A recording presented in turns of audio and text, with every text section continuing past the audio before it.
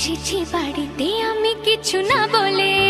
Tick tick tick tick ঘড়ির সাথে সাথে তাল মিলিয়ে এই তো এলে, তবে কেন এখনই যাবে চলে? ও বলো কি বলার আছে, এসেছি তোমার কাছে। শোনা, আরে বলো কি বলার আছে, এসেছি তোমার কাছে। বোঝো না কেন যে যায় সময় চলে, এসেছি বাড়িতে আমি কিছু না বলে।